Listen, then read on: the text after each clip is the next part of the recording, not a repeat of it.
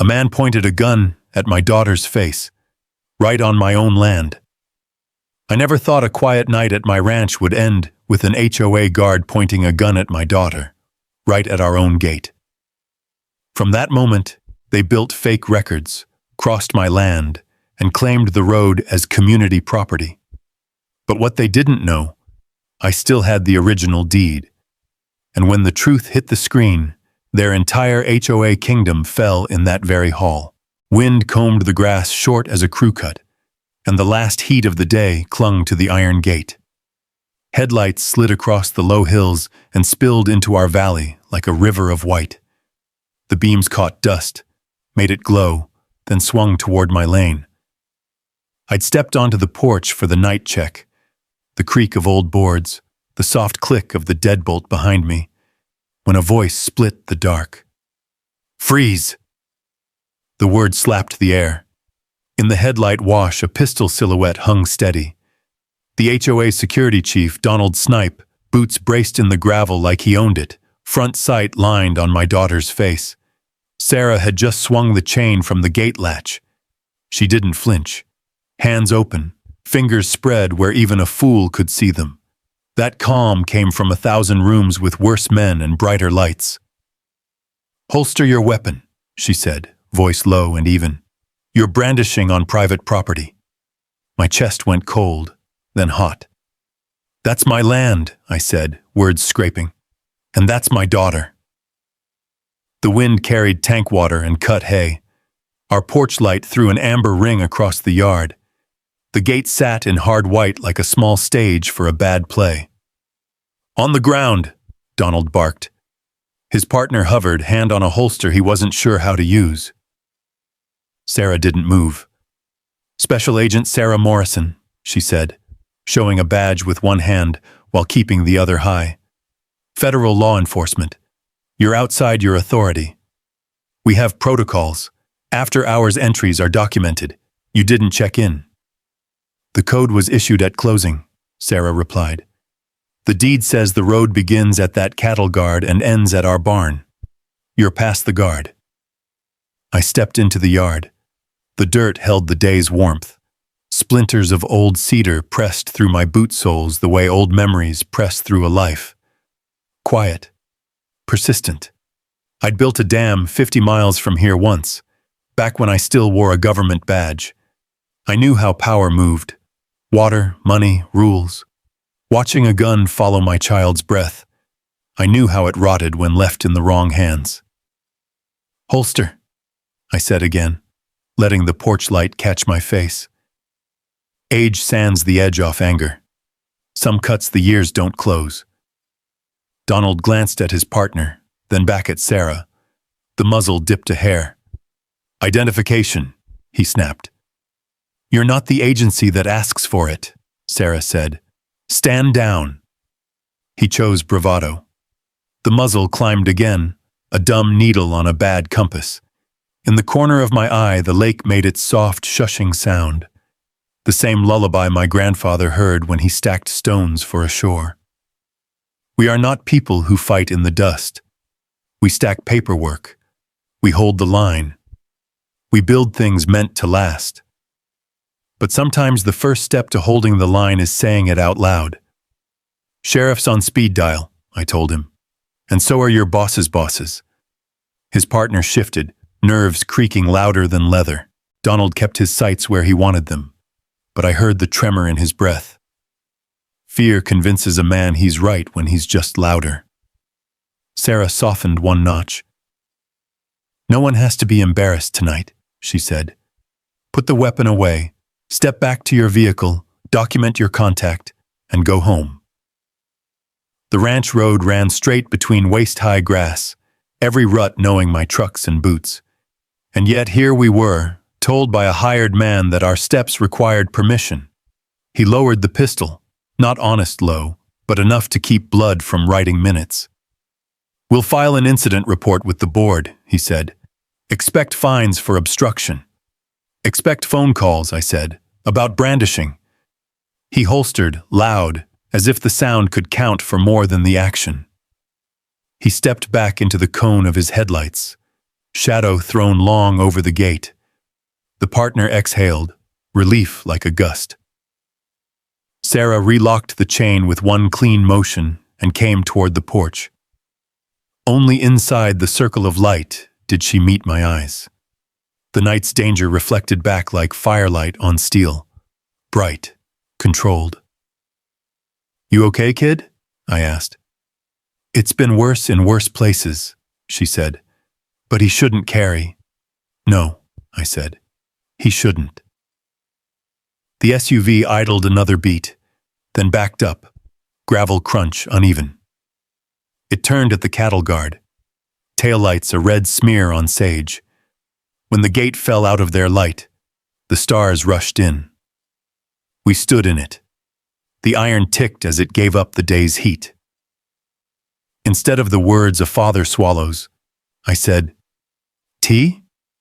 "Tea," she said. Inside, I watched her hands. She warmed a kettle and found 2 mugs. "He thinks the road's theirs," she said. "He's been taught to," I answered. "Some folks mistake confidence for title. Some folks sell that lesson." "Original deed?" "Original enough," I said, unrolling cracked manila beside the crisp, certified copy I pulled when polite letters started sounding like a handshake that tightens. Meets and bounds, lot lines, water rights, the road's ours, the lake's ours. That fence was set before most of those roofs were shingles. We'll go slow. First, document. Second, define authority. Third, prepare for escalation. The kettle sang. "Who's on your list?" I asked. "Sheriff McKay for process and incident numbers," she said, counting softly. "Marcus Reed for anything that smells like money. Sarah Coleman if we need a water law letter. Ernest Walker because he remembers where the old survey pins are buried." "You just got home," I said, softer than I meant. She set the mug by my hand. "I came home," she said, "to help you hold it." The clock ticked. I thought about years on dams, how you rid flow, how you build for the 1 in 1,000 storm. Tonight wasn't the flood. It was the change in the river. When we finished, we walked back out. I lifted the latch on the old chest. Deed, surveys, my father's letter. I slid the papers in like tools after a long job. "Tomorrow," Sarah said, "we file our report." "To who?" "To Time," she said. Then with a half smile, "And to anyone trying to rewrite our lines." I stepped to the mid-yard where grass gives way to packed caliche. The gate stood black and sure against the sky. My hand found the cool top rail. I felt my father's hands, my grandfather's. "Hold," it seemed to say. "Hold steady." Behind me, the landline began to ring, the number only old friends and county offices use. Sarah and I looked at each other. "Sheriff?" she guessed. I nodded, and we went inside to answer. The phone crackled as Sheriff McKay's familiar baritone rolled through. "Evening, Jake. You still got those trail cameras up by the north gate?" "Since spring," I said. "Why?" He exhaled slow. "One of my deputies passed by after midnight. Saw HOA security vehicles parked half on your land. Said lights were off, but engines were running. You might want to pull that footage." The line hummed.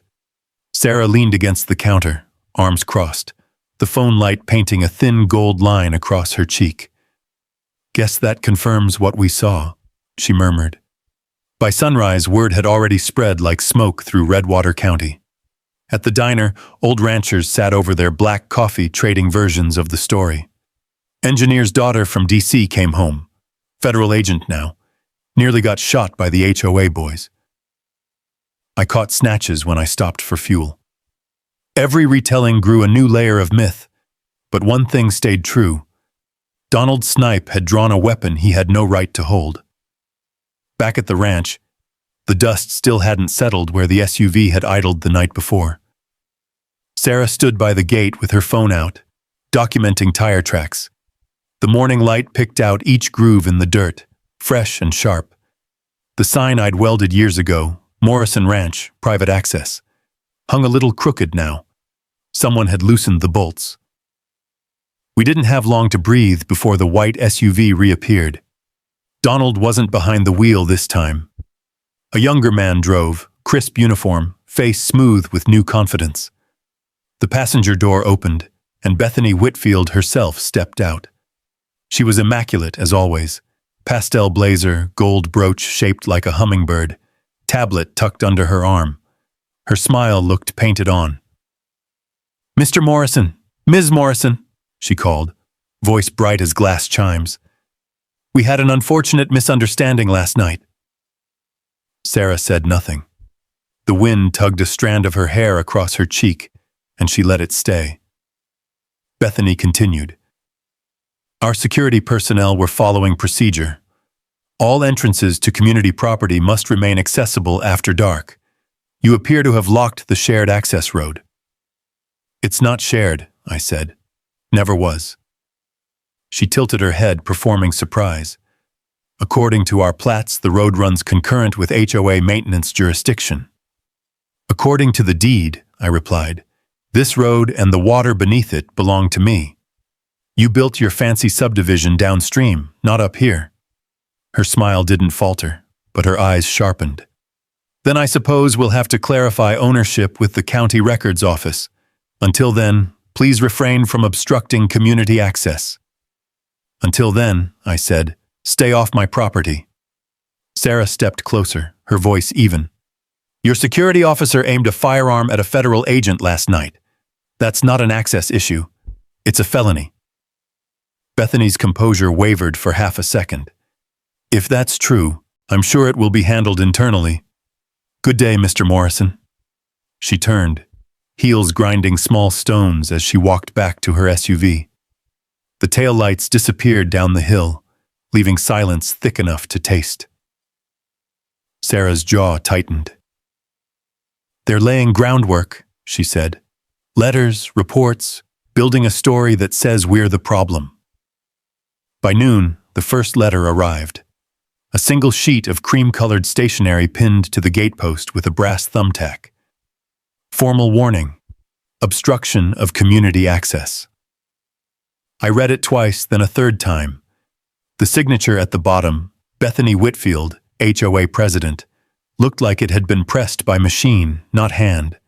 I could almost hear Pops's laugh from 30 years back. "They can't take what you can prove you own." Sarah set up her laptop on the porch table.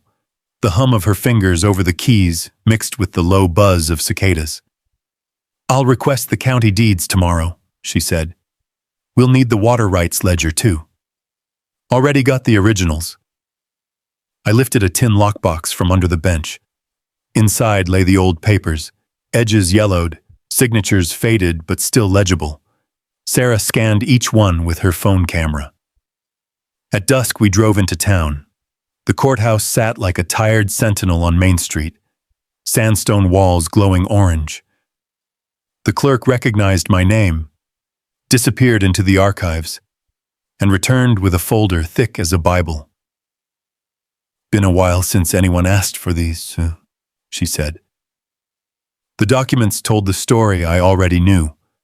My grandfather's purchase in 1954, renewal of the water rights in 1971, and the 1986 survey showing the ranch road entirely outside any subdivision limits. But what caught Sarah's eye was a new entry, barely 3 months old. Petition to annex roadway for community access maintenance, filed by Lakeshore Development LLC, signed by Bethany Whitfield. "She's moving pieces fast," Sarah said. "If the annexation clears, they can claim easement rights right through your gate." Outside, night rolled across the valley like ink. We drove home under a thin slice of moon, headlights cutting tunnels through the dust. The gate came into view, our gate, but a fresh stake gleamed beside it, wrapped with orange ribbon. Sarah stepped out, flashlight in hand. The tag fluttered. Proposed boundary adjustment, pending county review. My fists clenched on the steering wheel. "She's marking territory." Sarah's voice stayed calm, but her eyes glinted. Then we'll mark it back, with evidence. Behind us, the lake reflected the starlight, dark and steady. I thought of water under pressure, held behind concrete, quiet until it isn't. By morning, the air had shifted. You could feel it in the stillness, in the way the meadowlarks quit singing when the HOA trucks rumbled past on the county road. Sarah was already up before dawn, laptop glowing on the kitchen table. A thermos of coffee steamed beside her. "County office stamped Bethany's petition last night," she said without looking up. "Filed under emergency community access maintenance. It's a loophole meant for flood response, not HOA expansion." "She's faster than I thought," I said, "and meaner." Through the window, I caught movement near the southern fence line. 2 men in tan uniforms, clipboards flashing in the light. I stepped onto the porch, heart drumming. Their SUV idled by the mailbox, engine humming like a wasp nest. "Morning," I called. The taller one turned, hand shading his eyes. "Routine inspection, HOA maintenance survey." "This isn't HOA land," I said. He smiled the way people do when they've already decided they're right. "That's under review." Sarah joined me, phone raised, recording. The second man shifted, uncomfortable. The taller one muttered something into his radio, and the SUV backed down the road, tires grinding loose gravel. When they were gone, Sarah turned her camera toward the footprints they'd left. "Every trespass is evidence," she said. "Keep the ground dry so the impressions hold." That afternoon, the sky bruised purple and gray. Thunder rolled from the mountains, the kind that makes windows tremble before the rain ever falls. I spent the hours before the storm riding the perimeter, checking posts, making sure the cameras Sarah had installed still blinked green. By evening, the wind had teeth. I found a plastic envelope wedged under my truck wiper, an official HOA notice, laminated against the weather. Failure to remove obstruction, gate, within 72 hours will result in enforcement action and fines. I showed it to Sarah, who was cataloging files on her computer. "Enforcement action," I repeated. "You think they mean another midnight visit?" "Maybe," she said. "But next time, we'll have every second on video." The storm broke just before midnight. Rain hammered the roof like thrown gravel. Lightning ripped the clouds open, and for a flash I saw headlights creeping along the ridge road. Sarah appeared at the window beside me, her voice low. "That's them again." We watched the vehicle stop near the gate. 2 figures stepped out, rain slickers gleaming, flashlights cutting the dark. They circled the signpost, measuring, taking photos. One reached for the chain latch. Sarah tapped the glass. "Zoom camera 3, she whispered. The monitor on the table switched views. Close, clear, unmistakable. When the first man lifted the chain, I opened the door and shouted over the storm, "You're trespassing!" Both froze. Lightning made ghosts of them, faces pale, eyes wide. One yelled back with, "Authorized by the HOA." "Authorization doesn't override ownership," I shouted. "You step through that gate, you'll answer to the county." They hesitated, then retreated, boots splashing through puddles. Their SUV fishtailed down the road, taillights swallowed by rain. Inside, Sarah replayed the footage frame by frame. Each flash of lightning lit their faces clearly enough to identify. She leaned back, satisfied. That's the proof we needed. The next morning brought a different kind of storm. A beige sedan waited by the mailbox, a courier car. A woman in a windbreaker handed me a thick envelope. Certified mail for Mr. Jacob Morrison. The return address read Lakeside Pines HOA Legal Affairs. Inside, a notice of intent to file injunction for obstructing common access and interfering with authorized personnel. Sarah read over my shoulder, jaw tightening. They're setting up a false record, claiming we interfered with official duties. I ran a hand through my hair, the grit of yesterday's dust still under my nails. Let them file. We'll answer with the truth. She nodded. And more. That afternoon, Sheriff McKay stopped by in his tan pickup, hat dripping from the rain. He studied the envelope on our table, then the still frame Sarah had printed from the footage. The two guards at our gate, hands on the chain. I know one of these boys, he said quietly. Donald's cousin. Worked security out in Coulter Springs before he got booted for aggressive conduct. Will the county take this? I asked. He nodded slowly. With a sworn statement and the footage, yes. But Bethany's got friends on the zoning board. You'll need every bit of proof you can stack. Then we keep stacking, Sarah said. By sundown, the rain had eased, leaving the land washed clean and smelling of sage. We walked the property line together, the sky bleeding gold behind the hills. Every puddle reflected the fence posts like small mirrors. Sarah stopped by the gate, crouched to tighten the padlock. They'll come back, she said softly. I know. She looked up at me, eyes steady, calm. Then we'll be ready. The wind pushed at the tall grass, whispering through the wire.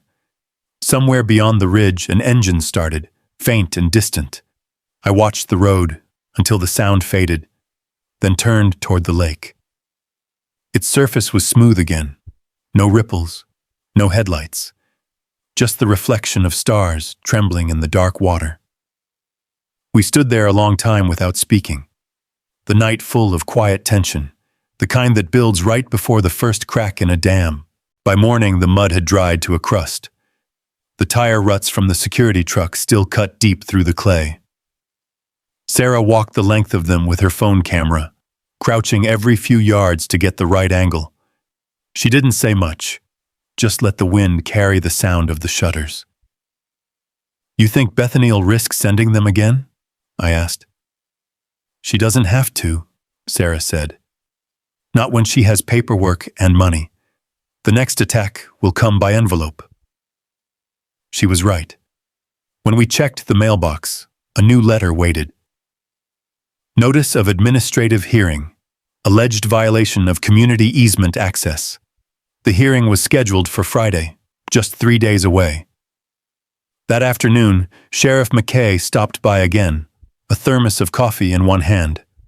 His patrol truck idled in the drive, its radio mumbling static. Morning, Jake. Heard the HOA's planning some kind of internal meeting. You might want to record whatever you can this week. I thought you said they were bluffing, I said. He sipped his coffee. They were, until someone at county zoning signed their petition. That puts your access road in limbo. Technically public, technically private. Dangerous ground. Sarah joined us on the porch, holding a folder thick with printouts. Then we need to show the chain of ownership. Everything from 1954 to now. McKay nodded. And you'll need witnesses who remember the road before the development. Folks like Ernest Walker. Ernest lived a mile downriver, on the edge of what used to be open grazing land before the HOA fences went up. That evening, I drove out there while Sarah worked on syncing our security footage with timestamps from McKay's office. Ernest's place smelled like rain and cut hay. He was sitting by his barn, sharpening a spade. Heard about the trouble, he said, as I climbed out of the truck. Didn't take long, did it? Long enough for them to start rewriting maps, I said. He chuckled without humor. Bethany's been rewriting this valley since her husband bought that first parcel. She's got friends in county offices, lawyers in Bozeman, and a mean sense of entitlement. But she's not the first to think she could change the river. He handed me a folder, old survey papers, yellowed and brittle. These are copies of the original water rights documents. My daddy helped file them back when the Bureau was still running the dam project. Shows clear as daylight where the boundaries fall. I turned the pages carefully. The ink faded but legible. There it was, Morrison Ranch, exclusive control of the upstream waterway and access road for maintenance, signed by my grandfather, stamped by the county engineer. Thank you, Ernest, I said. Don't thank me yet, he said, leaning on his spade. Bethany's got a way of twisting truth until it sounds like policy. When I got home, Sarah was still at the table, surrounded by laptops and legal pads. "You find what we should need?" she asked. I spread the documents across the wood. Better. The original rights filed before her HOA even existed. Her eyes lit with that steady, tactical focus I'd seen in her since she was a teenager. Then we can trace the fraud. I ran the HOA's security company name through federal registries. Guess who owns it?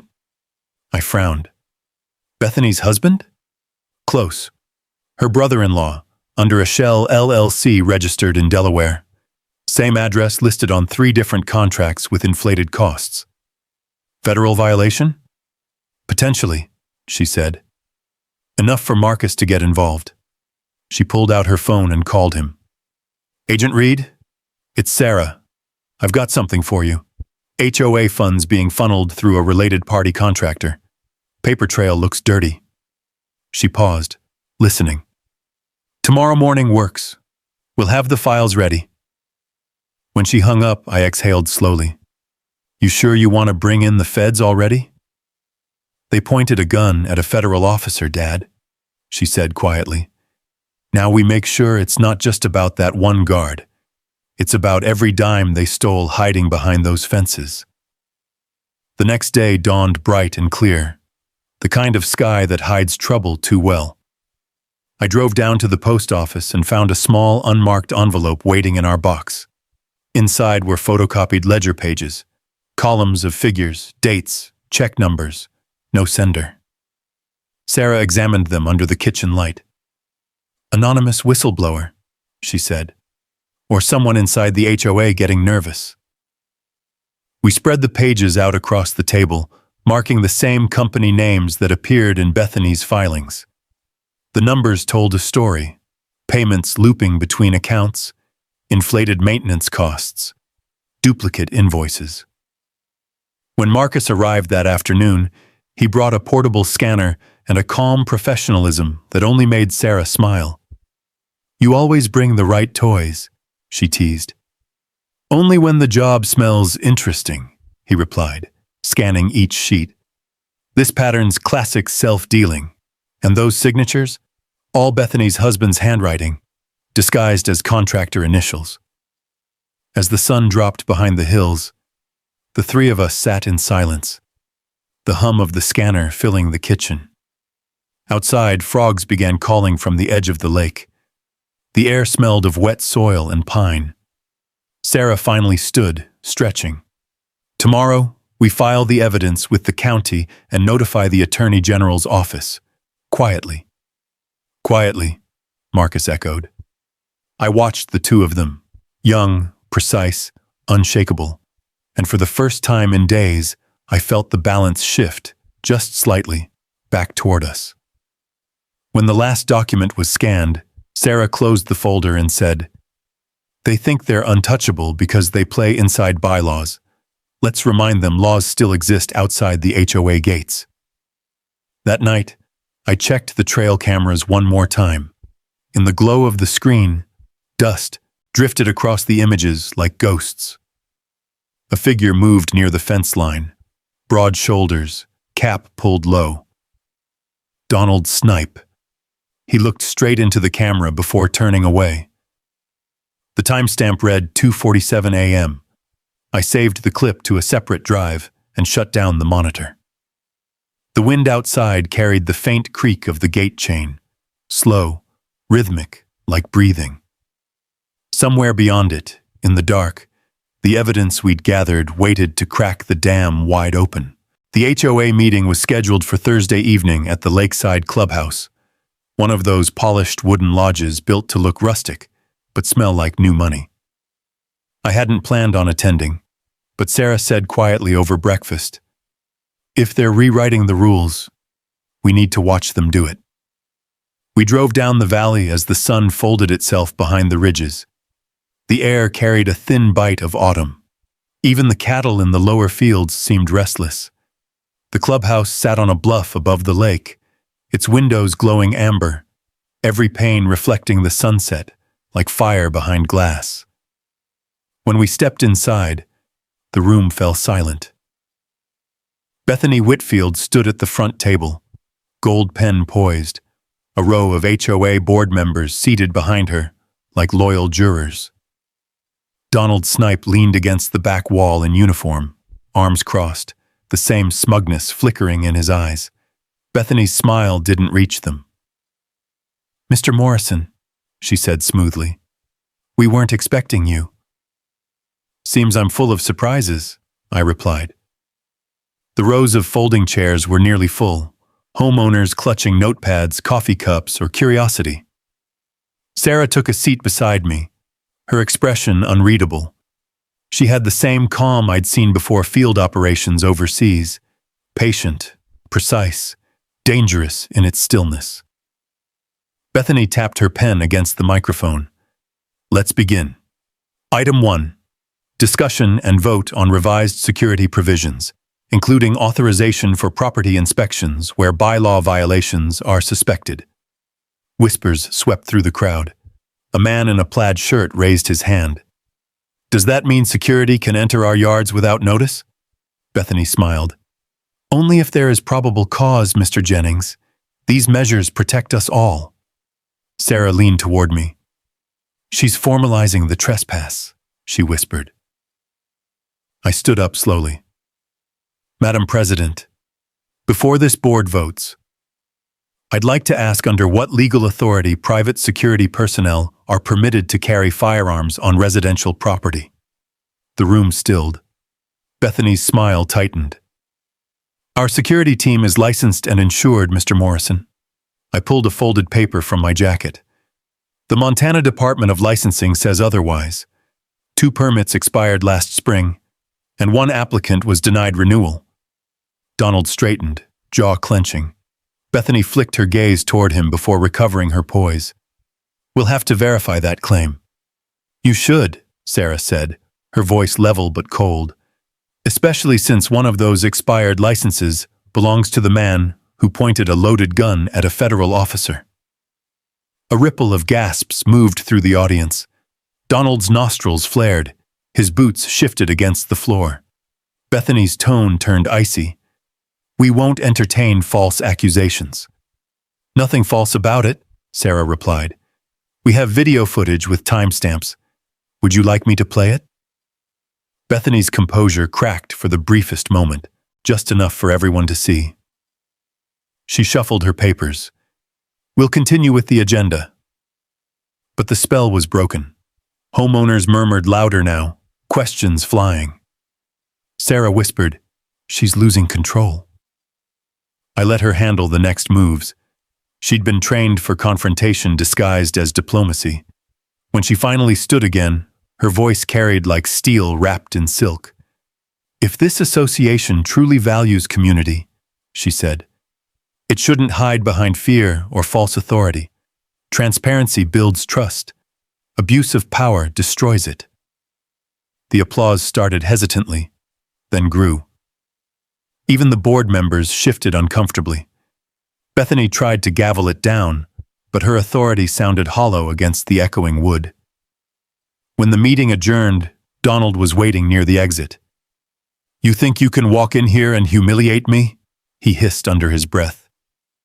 Sarah met his glare head on. "No," she said. "You did that yourself." We left before the tension snapped. The night air outside was crisp, smelling of lake water and damp pine. The gravel crunched beneath our boots as we crossed to the truck. Halfway there, I noticed something glinting near the fence line, a spent brass casing, half buried in the dust. Sarah crouched and picked it up, turning it under the flashlight. "40 caliber, she murmured. "Same as the gun he pulled on me." "He's been back here," I said quietly. She pocketed the casing like it was a confession. "Now we've got something physical to pair with the footage." Back at the ranch, we printed stills from the video. Donald's face lit by the gate lights, gun drawn. Sarah labeled each photo with time, date, and location. Then she placed the bullet casing in a clear evidence bag and marked it with the same careful script. "You're building a case, not just a defense," I said. That's the only way this ends right, she replied. We don't shout louder. We prove quieter. The following morning, Marcus called. I've traced the HOA's payments to the security firm. The funds loop through 3 shell accounts before landing in a trust tied to Bethany's family. Classic embezzlement. Federal level. Sarah smiled grimly. Then it's time to make it official. We drove to the county courthouse with a binder full of evidence. Photos, documents, and ledgers. The clerk, a weary woman who'd seen every kind of small-town feud, raised her eyebrows as she flipped through it. You're not filing a complaint, she said. You're filing a storm. Good, Sarah said. It's overdue. That evening, clouds gathered again over Redwater Valley. The air was heavy, electric. At the gate, the padlock gleamed under the porch light, the chain unmoved since the last storm. But the silence felt different now. Not fear, not retreat. The kind of quiet that comes before a reckoning. I poured 2 coffees and handed one to Sarah. She took it, her eyes still on the horizon. Tomorrow, she said softly, they'll learn what boundaries really mean. By sunrise, the fog hung low over Redwater Lake, and the hills beyond looked like sleeping giants under a gray blanket. The storm had passed, but the air felt heavy, like the earth itself was waiting for something to give. The morning mail brought no letters, only silence, that kind that hums in your bones. Then, around 10, a pickup rolled slowly up the drive. I recognized it before it turned off the engine.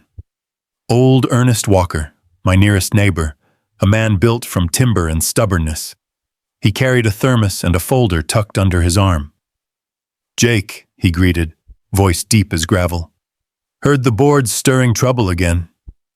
Seems they never stopped, I said. Coffee? He nodded, stepping onto the porch. Make it black.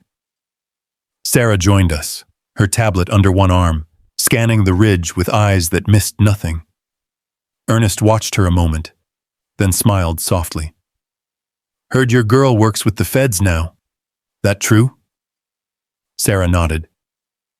FBI Tactical Command, sir. He whistled low. Well, hell. Guess they picked the wrong family to mess with. He opened his folder, revealing weathered survey maps, yellowed by time. These are copies of the original county plats from before lakeside development existed. My father helped dig the ditches that carried water from the dam to the first farms. This, he tapped one page, shows the access road. Belongs entirely to Morrison property, right up to the lake edge. No HOA claim, no shared rights. Sarah smiled, genuine this time. This will help more than you know. Always figured, Ernest said, leaning back. Bethany Whitfield's been trying to bend those lines since she bought her lake house. You know she had her husband's company file false easement requests in 19? County denied them, but they tried again last year. That explains the orange stakes, I said. He nodded grimly. She doesn't like to hear no. Sarah glanced toward the dirt road, where the morning mist still hovered. Does she have allies nearby? Some, Ernest said, but most folks are tired. Fines, warnings, gossip, it wears them down. People start thinking peace is worth any price, even their dignity. Sarah folded the map carefully. That's how bullies win. Not through power, through exhaustion. Later that afternoon, another car came crawling up the lane, a white Lexus with polished chrome. Out stepped Sarah Coleman, my old colleague from the dam project, now a respected water law attorney. She wore jeans, a blazer, and the kind of calm you only earn after years of arguing with bureaucrats. Jake, she said, smiling, you still keeping that gate chained? Tighter than ever. She laughed, then turned serious. I got your message. Brought everything I could from the Water District archives. She lifted a heavy binder from the passenger seat. Bethany's been filing incremental claims, tiny changes to wording, trying to slip water management rights into her HOA charter. Clever, but illegal. Sarah Morrison leaned over the binder. So they've been rewriting jurisdiction piece by piece? Exactly, Sarah Coleman said. If they'd succeeded, they could control who accesses the lake, and by extension, who controls the dam's maintenance road.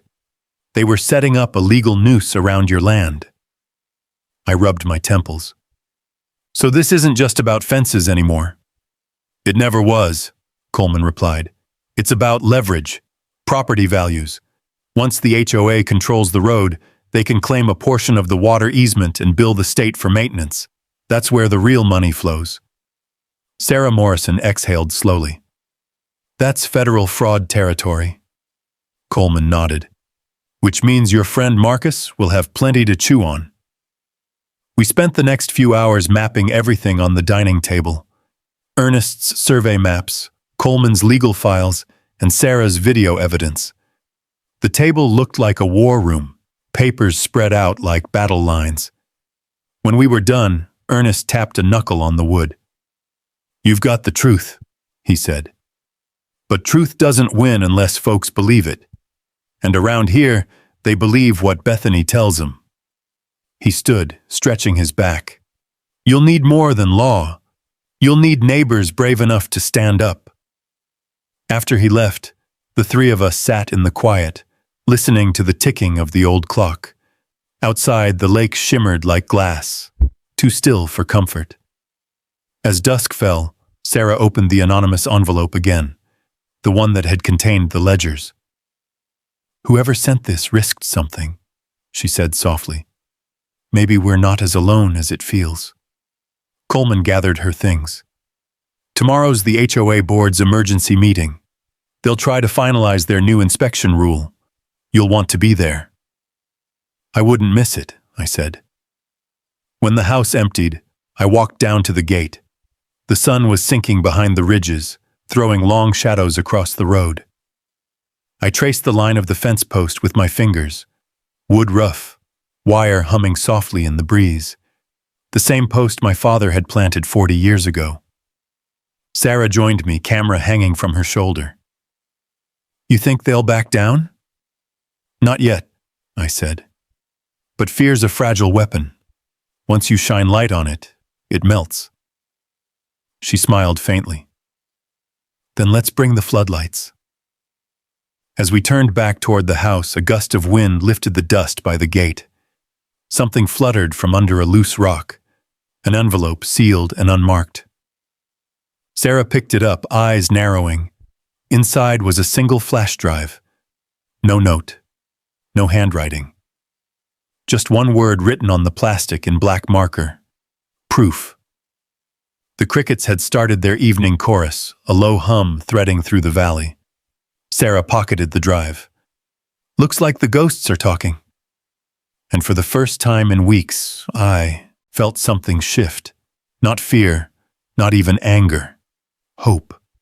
The kind that comes right before the storm breaks. By dawn, the sky above Redwater Valley burned pale orange. Thin clouds stretched like brushstrokes across the horizon. Sarah had been awake long before me, coffee untouched beside her laptop. The glow from the screen painted her face cold and determined. It's encrypted, she said, holding up the flash drive from the envelope. But not professionally. Someone local, maybe someone inside. She typed commands, each keystroke a small percussion in the quiet kitchen. After a few minutes, a folder bloomed open on the screen. Scanned invoices, emails, and ledger sheets. At the bottom, a spreadsheet labeled Operating Transfers, Lakeside Pines HOA. The columns told the story plain as daylight. 5 years of financial bleed. Payments routed through a fake maintenance company owned by Bethany's brother-in-law. Deposits to an offshore account. And inflated security budgets that lined pockets instead of paying for fences or lights. Sarah leaned back, exhaling. We've got them. I studied the numbers, feeling the slow, heavy satisfaction that comes when the truth finally matches what your gut's been warning you all along.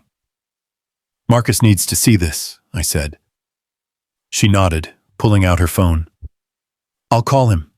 He can verify the transactions through federal channels. Before she could dial, the crunch of tires echoed down the drive. A black pickup stopped at the gate. Donald Snipe stepped out, mirrored sunglasses hiding his eyes. Another guard stayed behind the wheel, idling. Sarah's voice stayed steady. "He's not here for a chat." Donald waved a folded paper in the air. "Notice of violation," he barked. "Failure to comply with HOA directives." I walked halfway down the gravel path.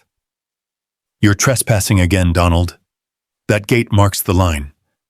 "Lines change," he said. "Not this one," I replied. He tossed the paper over the fence. It landed face up in the dust. HOA enforcement warning. My name was bold at the top. At the bottom, Bethany's signature, neat and looping, underlined in blue ink. Donald smiled thinly. "We'll see you at the meeting tonight, Morrison. The board's voting on your removal from the association rolls. Means your access privileges end." I looked at Sarah.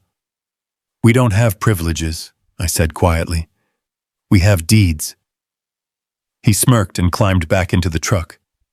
The tires spun, spitting gravel, and the vehicle disappeared down the road.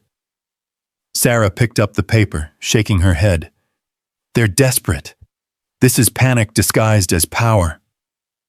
When Marcus arrived an hour later, his briefcase thudded onto the table. "I reviewed the drive," he said, eyes sharp. "They're cooked. These transfers cross state lines, wire fraud, tax evasion, the works. But we'll need to present it right." "Meaning?" I asked. "Meaning you'll let them show their hand first," he said. "They'll overreach tonight, and that's when we drop this." Sarah smiled, faintly. "You always liked a good sting." Marcus's grin didn't reach his eyes. "It's only fun if the guilty don't see it coming." By sunset, the clubhouse lights glowed again, bright against the bruised sky. The parking lot was full, neighbors gathering like spectators at a trial. The air hummed with whispered speculation. Sarah carried a small black case holding copies of the ledgers, while I held the envelope containing Ernest's maps and Coleman's legal documents. Inside, Bethany stood at the head of the table, pearls gleaming under the chandeliers. Her voice carried easily. "We have before us a resident who continues to obstruct community safety measures. Tonight, the board will decide appropriate sanctions." Murmurs rippled. Donald loomed at the side wall, arms crossed. I stood slowly. "Before you vote," I said, "I'd like to ask one question. How exactly are community safety funds being spent?" Bethany's smile didn't waver. "On security, maintenance, and administrative services, as the bylaws specify." Sarah stepped forward. "Then you won't mind if we share a breakdown of those expenses?" From the front row, Marcus, disguised in a plain jacket, posing as a resident guest, nodded slightly. Sarah connected her laptop to the projector. The screen behind Bethany flickered to life, displaying rows of figures and wire transfers. "This," Sarah said, her voice calm and clear, "is where your fees actually go. Offshore accounts, fraudulent contractors, and personal purchases billed to HOA expenses." A hush swept the room. Bethany's face drained of color. "This is outrageous!" she snapped. "You're trespassing on private records." Marcus stood, flashing a small badge. "Federal jurisdiction overrides your privacy, ma'am." Gasps rippled. Donald shifted uneasily. I walked to the front, laying down Ernest's old survey maps and Coleman's documents beside the projector. "And while we're at it," I said, "here's the proof the road and lake access never belonged to this HOA. You've been trespassing for years." The crowd erupted. Voices, questions, disbelief. Homeowners stood shouting over one another. Sarah remained composed, watching Bethany flounder. "You're finished," she said softly to the president. Bethany slammed the gavel against the table. "This meeting is adjourned." "Not yet," Marcus said. "You'll want to see the final page." He clicked the next slide. A scanned email from Bethany to her brother-in-law, detailing payment instructions for security incentives. The subject line read, "Keep Morrison under pressure." Donald's jaw tightened. "That's not what it looks like," he muttered. "It's exactly what it looks like," Sarah replied. The sheriff, standing by the doorway as quiet backup, finally spoke. "Mrs. Whitfield, I think it's time you and Mr. Snipe come with me." Bethany's voice trembled. "You have no right." McKay's eyes hardened. "You'd be surprised what the law allows when truth hits daylight." As he led them out, murmurs filled the room again, quieter this time, relief mingling with disbelief. Marcus gathered the documents. "This will go to the county prosecutor first thing tomorrow," he said. "They won't wiggle out of it." Outside, the lake reflected the last of the sunset, streaked with red and gold. Sarah stood by the truck, watching ripples move across the surface. "Feels like it's over," I said. "Not quite," she answered. "They'll fight it in court, but tonight we changed the tide." I looked back at the clubhouse lights flickering through the trees. Then let it roll. The wind rose off the lake, carrying the faint scent of rain and cedar. For the first time since this all began, the valley felt honest again, like it remembered which lines still mattered. But honesty, I've learned, doesn't come without echoes. By morning, the HOA's so-called community board had exploded online. Screenshots, recordings, and meeting clips spread through Redwater County faster than wildfire. By noon, even the local radio station was calling it the HOA scandal at Lakeside. Sarah sat at the kitchen table, scrolling through messages. "Half the neighborhood's calling to apologize," she said. "The other half's trying to figure out which way the wind's blowing." "Same as always," I said. "They don't care who's right. They care who's left standing." Marcus arrived not long after, suit jacket thrown over one shoulder, face drawn tight from too many calls.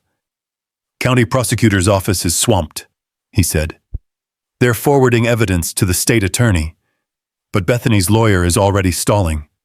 They're filing motions to suppress." Sarah crossed her arms. "We expected that." "They're also blaming Donald," Marcus added quietly, "calling him a rogue contractor who acted on his own." I felt my jaw clench. "That's not just cowardice, it's strategy." "Exactly," Marcus said. "They're isolating him, cutting him loose so the rest of them can claim ignorance. If Donald flips, the board collapses. If he stays quiet, they buy time." That evening, a new notice appeared on our gate. Handwritten this time. No logos, no signatures, just 4 words in black ink. "You made a mistake." Sarah tore it down, folded it neatly, and slipped it into a plastic bag. "Intimidation," she said. "Weak men always whisper when they've lost their megaphone." The next day brought the emergency HOA assembly, the one Judge Ramirez had ordered to address the fraud investigation. The community center buzzed with uneasy energy. Neighbors filled every chair, lining the walls, murmuring like spectators before a verdict. The air smelled of sweat, old wood, and the tang of lake water carried in on boots. Outside, rain threatened again, dimming the light through the tall windows. Bethany sat at the front table, pale but still defiant, her pearls replaced by a thin silver chain. Donald wasn't beside her. He hadn't been seen since the night the sheriff escorted him away. The empty chair next to hers spoke louder than any testimony could. Judge Ramirez entered quietly, coat damp, expression carved from stone. "Let's make this clear," he said, voice deep and steady. "This meeting isn't about gossip. It's about governance, property law, and accountability." Bethany rose, feigning composure. "Your Honor, I must protest these theatrics. The allegations—" "Sit down, Mrs. Whitfield," he said calmly. "You'll get your turn." Sarah leaned close to me. "He's not here to lecture," she whispered. "He's here to finish this." When the floor opened for statements, I stood. The microphone felt heavier than it should have. "I came here for peace," I said.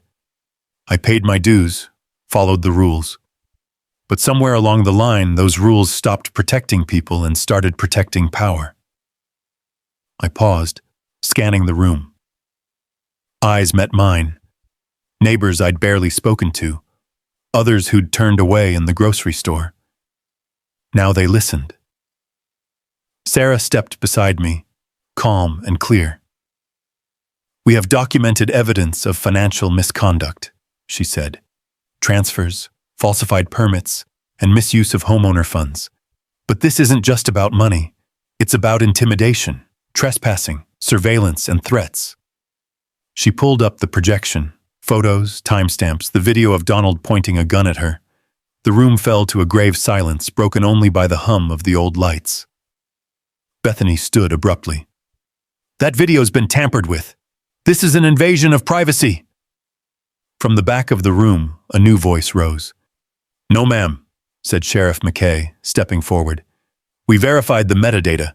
It's as clean as the morning it was recorded." He turned to the crowd. "You all wanted to believe she was the problem. But the truth's been staring you in the face for months. I should have stepped in sooner." Bethany's composure cracked. Her voice sharpened. "You don't understand. Curtis, Donald, he acted independently. The board had no control." Marcus rose from the second row, holding a printed document. "You mean this?" he asked. "The email where you instructed him to enforce property compliance at any cost? That's your digital signature." Bethany froze. Her mouth opened, then closed again. The murmur in the room grew louder, rising like the lake wind before a storm. Judge Ramirez motioned for order, then spoke quietly, almost sadly. "Mrs. Whitfield, the evidence is overwhelming. You and your board abused your authority for personal gain. This community deserves better." He turned to the crowd. "Effective immediately, the HOA's leadership is suspended. A provisional committee will take over operations under county oversight. Further charges are pending." The gavel fell once, echoing like a distant gunshot. Bethany swayed, gripping the table. "You can't just erase me," she whispered. "I built this place." Sarah looked at her, not with anger, but pity. "No," she said softly. "You built walls, and now you'll finally see who lived outside them." When it was over, rain began to fall, slow, steady drops tapping on the roof. People filed out quietly, some pausing to shake my hand. Ernest tipped his hat. "Knew you'd bring it back to level, Jake," he said. Outside, the night air smelled like wet pine and justice. Sarah stood beside the truck, letting the rain wash across her face. "It's not finished," she said, "but it's turning." I looked back at the glowing windows, silhouettes moving inside. The hall of faces, neighbors, former enemies, witnesses, finally seeing the truth reflected in their own eyes. "Turning's good enough for now," I said. "Let the current do the rest." The rain thickened, washing the last of the dust from the ranch road. As we drove home, the headlights caught the water running clean again through the ditches, carving its old path toward the lake. For the first time, the land felt lighter, like it could breathe again.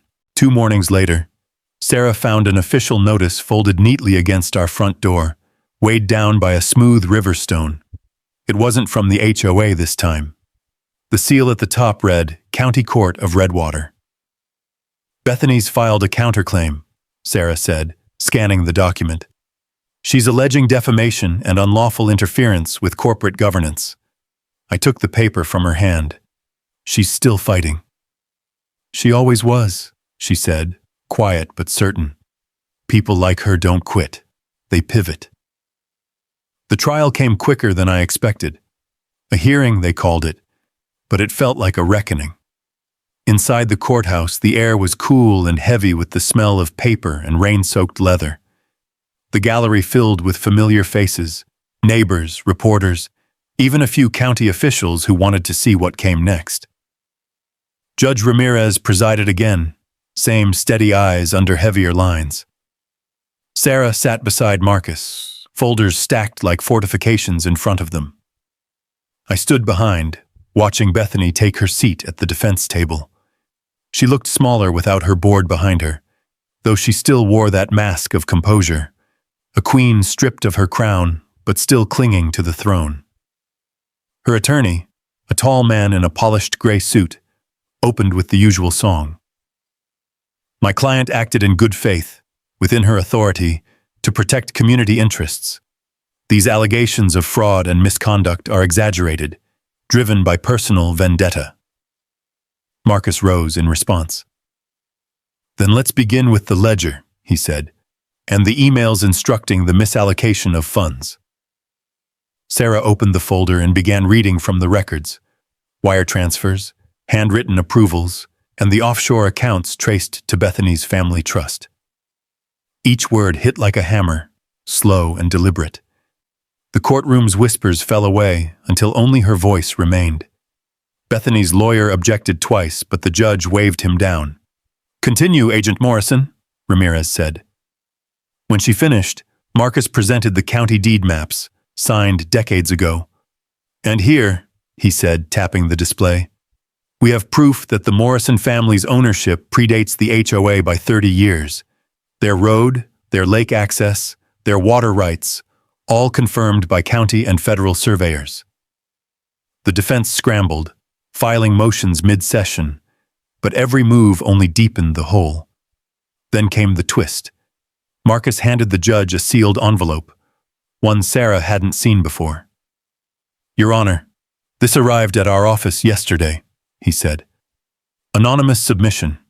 Inside are audit records from Lakeside Security Services. The firm Bethany claimed was independently contracted. The signature on the payroll checks matches the defendant's own." The judge adjusted his glasses, frowning.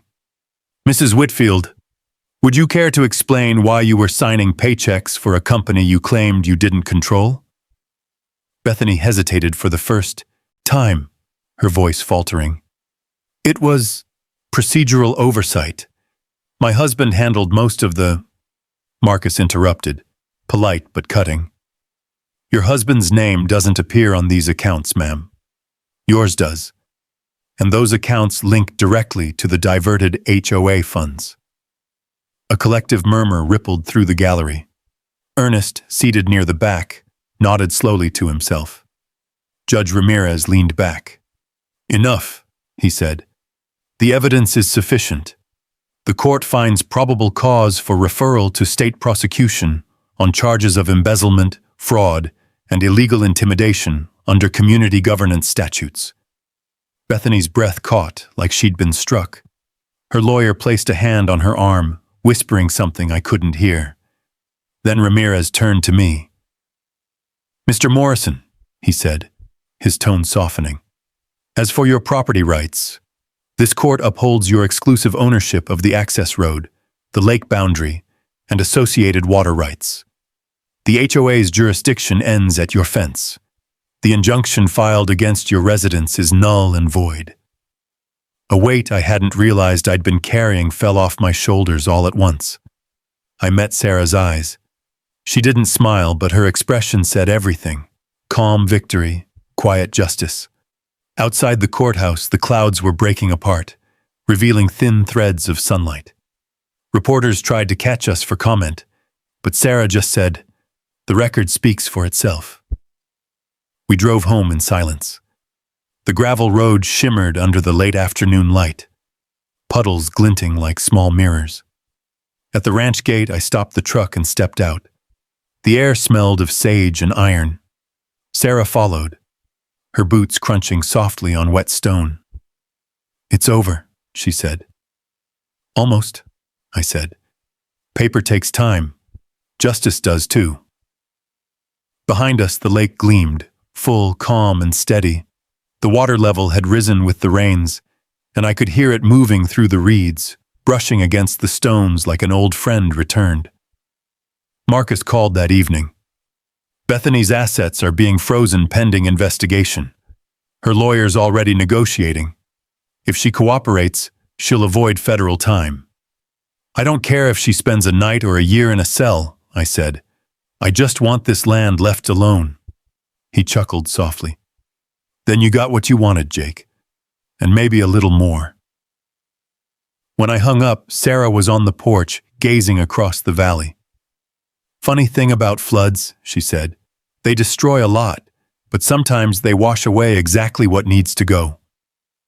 I stood beside her, watching the sky fade from gold to violet. The land was quiet again, the kind of quiet that hums like a promise. Boundaries matter, I said. Sarah nodded. And now, everyone knows it. Down by the gate, a single paper sign flapped in the evening breeze, weathered, half torn. Private access, by deed. For once, no one was there to tear it down. The following weeks passed with an odd quiet, the kind that settles after thunder, when the valley still listens for one last echo. Each morning, the lake shimmered a little clearer. No patrol trucks, no idle engines, no tire ruts cutting across the banks. The air smelled of wet pine and freedom. Sarah stayed longer than she'd planned. We spent mornings fixing the fence and evenings on the porch, coffee cups warm against the chill. The storm clouds that had ruled the sky all summer finally gave way to autumn light. The county sent letters of closure. The HOA board formally dissolved, assets transferred to a court-appointed trustee. Bethany Whitfield's house went dark within a week. Windows bare, mailbox empty. Rumor said she'd left the state after turning over every record Marcus demanded. One afternoon, I drove down to the courthouse to sign the final settlement papers. The clerk smiled when she handed me the deed copies. "Clean as a whistle now, Mr. Morrison," she said. "No liens, no claims. You're free and clear." Free and clear. I carried those words like a prayer all the way home. Sarah was in the garden when I returned, hands buried in soil, the smell of tomato vines thick in the air. "Judge Ramirez called," she said, brushing dirt from her palms. "He wanted to thank you. Said your testimony helped set precedent for property rights cases across the county." I chuckled. Never thought I'd make history just by holding on to a fence. "You did more than that," she said. "You proved people don't have to surrender just because paperwork says they should." We sat by the lake that evening, the water calm enough to mirror the sky. A heron lifted off the reeds, wings whispering over the surface. Sarah watched it until it disappeared. "When I first came home," she said, "I thought I was just visiting, resting between assignments. But this," she looked toward the ranch, the hills rolling behind it. "This feels like the kind of fight that matters." "It was yours as much as mine," I said. "You just knew how to win it legally instead of stubbornly." She smiled. "You taught me stubbornness." Dusk came slow, painting the fields in bronze. From where we sat, the rebuilt gate stood straight again, the new sign freshly carved in cedar. Morrison Ranch, Est, 1954. Beyond it, the road glowed faint under the last light, leading down to where the old HOA fences had once stood. Only stumps remained now, cleared by volunteers who'd grown tired of division. Marcus called later that night. "The case made state headlines," he said through the crackle of the line. "They're calling it the Redwater precedent. The state attorney's office is already using your evidence for another HOA investigation." I laughed softly. "Guess that means we won't be invited to any more neighborhood barbecues." He chuckled. "Probably not, but you've got something better, your peace back. After the chief call." I walked down to the water's edge. The moon hung low, white as bone, reflecting off the ripples like scattered coins. The dam hummed faintly in the distance, a sound that had always comforted me, steady, reliable, man's heartbeat stitched into earth and steel. Sarah joined me, jacket wrapped tight. "Tomorrow I head back to D.C.," she said quietly.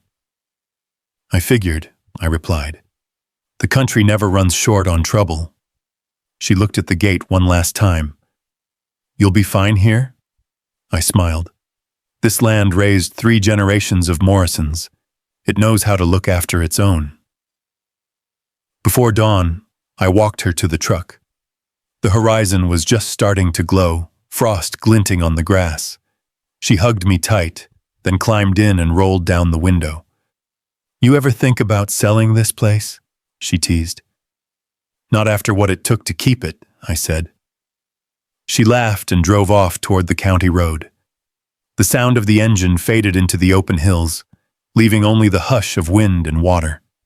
I stood there until the sun broke over the ridge, throwing gold across the pasture. The gate swung gently, the new chain clinking soft against the post. Somewhere, an eagle called from the cliffs above the dam. Inside the house, I poured a single cup of coffee and set another on the porch rail for habit's sake. The silence felt different now, not lonely, but earned. Later that morning, I replaced the old paper notice with a wooden plaque, carved by hand. Private access, by deed and by law. I stepped back, looking at the line of the fence, the road stretching beyond it, the shimmer of the lake beyond. It wasn't just a boundary anymore. It was a promise. Sometimes victory doesn't roar. It rustles in the grass, hums through the wire, and drifts across the water like morning light. The land was free, and for the first time in a long time, so was I. If you've ever had to stand your ground for what's yours, you know how it feels when justice finally breathes. Drop a yes in the comments if you'd have done the same. Or tell me how you handled your own HOA story. Out here, we believe land, truth, and dignity are worth defending. Quietly, but completely. Stick around and subscribe if you want more real stories of ordinary folks finding justice on their own ground.